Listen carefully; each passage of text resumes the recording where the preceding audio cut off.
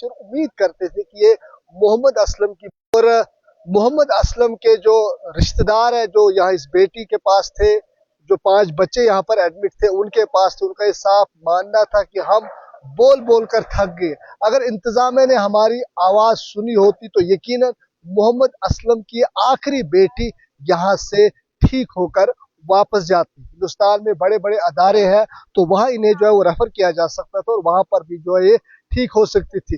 लेकिन अब मोहम्मद असलम की जो छठी बेटी है उनका भी इंतकाल हो चुका है और एम्बुलेंस उसका इंतजार कर रही है, और जो उसके रिश्तेदार है, जो उसका भांजा है, वो पिछले 1 महीने से लगातार इस हॉस्पिटल में जो है वो बैठा हुआ है और उनकी डेड बॉडी जो है यहाँ से भेज रहा है। अब जब हमने उनसे बात करने की कोशिश की लेकिन उनसे जो है वो बात नहीं हो पाई, और उन्हीं के वहां के रहने वाले, बदाल के रहने वाले इस वक्त हमारे पास एडवोकेट मसूद चौधरी है, उनसे ही जाने की ये भी जो है वो इंतजार करे कि कब मोहम्मद असलम की छठी बेटी की जो है वो डेड बॉडी लाया जाएगा और वक्त पर उन्हें जो है वो उसी बदाल इलाके में, उसी कब्रिस्तान में उसे भी दफनाया जाएगा जहां पहले से उसके 5 भाई बहन जो है वो दफनाए गए। और मोहम्मद असलम भी इंतजार कर रहे हैं कि कब मेरी बेटी आएगी। एडवोकेट साहब, इस वक्त आप मर्चरी के बाहर हैं, उम्मीद ये की जाती थी कि अब मोहम्मद असलम की छठी बेटी जो है यहाँ से जिंदा वापस जाएगी। अब मोहम्मद असलम का जो छठा चिराग है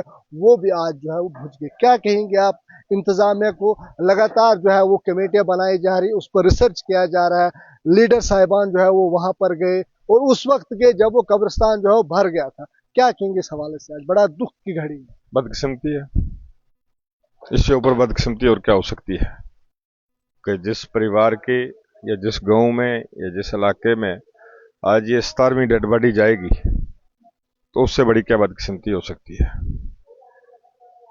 एक कहराम मचा हुआ है, गम का आलम है इलाके के बीच, और सिर्फ वो गांव नहीं बल्कि जो आसपास के गांव हैं उनके बीच भी लोग परेशान हैं कि आखिर एक लाश पे दूसरी लाश, तीसरी लाश, आज 17वीं लाश जो है क्यों आई।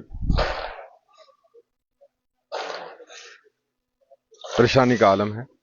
इस तरह के इकदाम जो है वो सरकार ने उठाने चाहिए। इससे पहले भी कई सारे प्रेस कॉन्फ्रेंस जो है वो हेल्थ मिनिस्टर ने दी, प्रिंसिपल मेडिकल कॉलेज ने दी, कई जो वहाँ के नुमाइंदे हैं उन्होंने भी अपने हिसाब से कहा। किस तरह के इकदाम उठाने चाहिए थे इससे पहले या इसके बाद कि अब ऐसा हादसा न हो उस बदाल में? मैं प्रैक्टिकल आदमी हूं, यकीन करता हूं कि अमली तौर पर क्या हुआ। मेरे ख्याल में अमली तौर पर कुछ भी नहीं हो पाया। वहां पर पॉलिटिकल लोग भी गए, एडमिनिस्ट्रेशन ने भी रोल अदा किया, लेकिन 2 नतीजे निकलने चाहिए थे। या तो ट्रूथ सामने आना चाहिए था कि कारण क्या है, इन मौतों के पीछे क्या कारण था, या अगर वो चीज नहीं तो मौतें रुकनी चाहिए थी। सिलसिला मौतों का भी आई 17वीं डेड बॉडी जा रही है, तो असर तो नहीं ना हुआ, सिलसिला तो जारी रहा ना। सिलसिला भी जारी है तो प्रोग्रेस भी कोई नहीं। अगर ये जब पहली फैमिली विक्टिम हुई थी, दूसरी फैमिली को एम्स में या पीजीआई में शिफ्ट किया जाता, लेकिन कोशिश भी नहीं की। ये बेटी जिसकी लाश इस वक्त मार्केट होम से बाहर आ रही है, ये तो पिछले 6-7 दिन से she was battling for life in SMGS hospital Jammu. इसको क्यों नहीं पीजीआई में शिफ्ट किया, इसको क्यों नहीं एम्स में शिफ्ट किया? यहाँ बड़े सवाल पैदा होते हैं। अब इस वक्त ये गुजारिश है मेरी सरकार से कि सरकार इसमें अगर सिट की कोई फाइंडिंग सामने नहीं आती है तो इसमें सीबीआई के हवाले इंक्वायरी को कर दे। होम मिनिस्टर भी जो है इंटर मिनिस्ट्रियल कमेटी जो है वो गठन की बनाई है। अब देखने का ये है कि उसमें भी कोई एक्सपर्ट आके कोई रिजल्ट निकालते हैं कि या रिसर्चर ही यूनियन गवर्नमेंट भेज रही है रिसर्च करने के लिए। यहाँ इस वक्त एक्सपर्ट की जरूरत है, रिसर्चर की जरूरत है।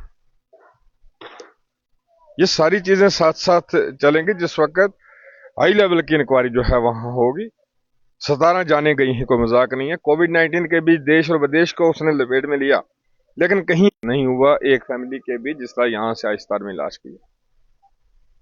मेरी एक ही गुजारिश है कि इसमें जुडिशियल इंक्वायरी, हाई कोर्ट के रिटायर्ड किसी जस्टिस की सरबराही में जुडिशियल इंक्वायरी की जाए या इसमें सीबीआई इंक्वायरी की जाए।